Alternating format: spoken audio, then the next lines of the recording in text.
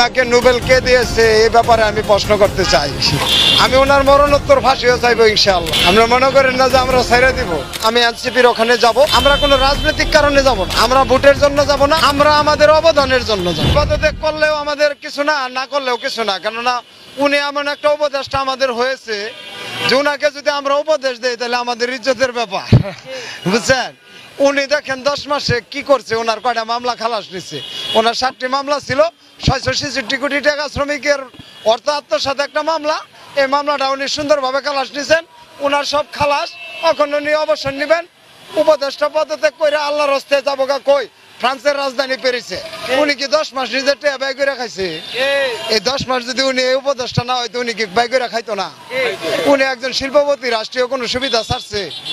আমি রিক্সাওয়ালা ঘর ভাড়া দিয়ে থাকতে পারি না, মেট্রোর নিচে ঘুমাইতেছি, এই কথা কি উনি দেখবে? এগুলো আমাদেরকে কিস্তি দিয়ে একটা ব্যবস্থা করে দিচ্ছে যে ওনারা ব্যাংকের ঋণ নিচ্ছে 50 বছরে দিব, আমাকে কিস্তি দিছে সপ্তাহে 7 দিন পরে পরে দিব। আমি যদি মরে যাই আমার লাশ ডাইকা যাই ওকে কিস্তি দিন লাগবো, আর ওরা যদি ব্যাংক ঋণ লিয়া মরে যায় তাহলে ওর পোলারা সুবিধা বুঝিয়া দিব।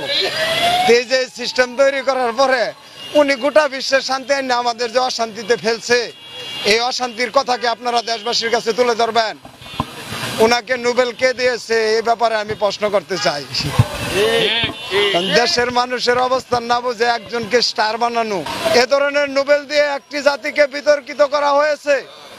আমাদেরকে একটি দেশের ভূখণ্ড থেকে বাদ দেওয়া হয়েছে। একটি স্বাধীন দেশে কোন স্বাধীনতার স্বাদে আমাদের ভোগ করতে দেওয়া হয়নি এই সব নোবেল বিজয়ীদের জন্য। আজকে আমি ওনারে একলা বলবো, ওই ফজলে হাসান আবেদ আছে, উনি কিছুদিন আগে মারা গেছে। আমি ওনার মরণোত্তর ফাঁসিও চাইবো ইনশাআল্লাহ। আমরা মনে করেন না যে আমরা ছেড়ে দিব, কারণ এই ব্রেক প্রতিষ্ঠা করিয়া এই ক্ষুদ্র জামিন দরিদ্র জনগোষ্ঠীকে ক্ষুদ্র ঋণের আওতায় আইনের নাম করিয়া ওনারা তো লাখ লাখ কোটি টাকা মাইরা বয়ে রয়েছে, দেখছিনি অবস্থা। ওনাদের প্রতিষ্ঠানের কোনো অভাব নাই। দেশের নামি দামি মেডিকেল, নামি দামি কলেজ, ইউনিভার্সিটি, হাসপাতাল, ব্যাংক, গাড়ি, বিজনেস সব কিছু ওনাদের। কিন্তু আমি যে ব্রেকের একজন সদস্য, আমার কি অবস্থা জানে? ঠিক মতো কিস্তি না দিতে পারলে রাত্রে বউর লাগে ঘুমানি হয় না। বিশ্বাস যদি না করেন তাহলে এটা এর চেয়ে খোলামেলা আর কত বলবো।